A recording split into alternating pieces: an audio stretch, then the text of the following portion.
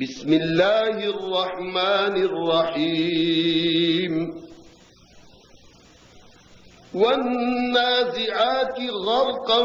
والناشطات نشطا والسابحات سبحا فالسابقات سبقا فالمدبرات أمرا يوم ترجف الراجفة تتبعها الرادفة قلوب يومئذ واجفة أبصارها خاشعة يقولون أئنا لمردودون في الحافرة أئذا كنا عظاما نخرة قالوا تلك إذا كرة خاسرة فإنما هي زجرة واحدة فإذا هم بالساهرة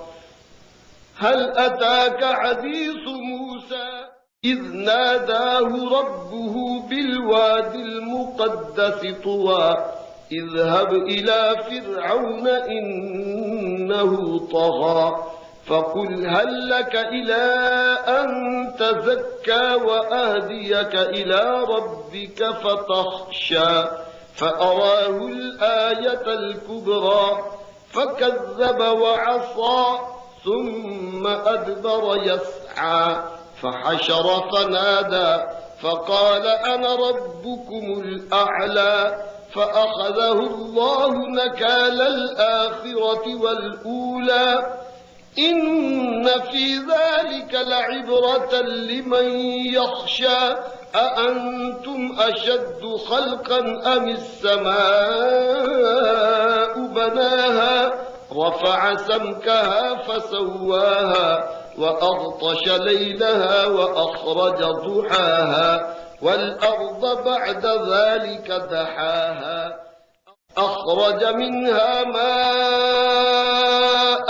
ومرعاها والجبال أرساها متاعا لكم ولأنعامكم فإذا جاءت الطامة الكبرى يوم يتذكر الإنسان ما سعى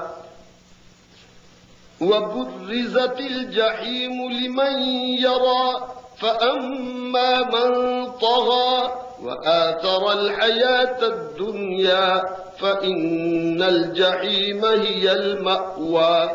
وأما من خاف مقام ربه ونهى النفس عن الهوى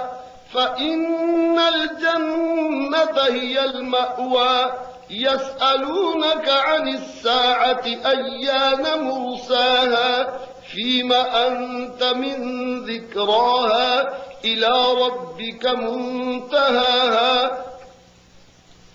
إنما أنت منذر من يخشاها كأنهم يوم يرونها لم يلبثوا إلا عشية أو ضحاها.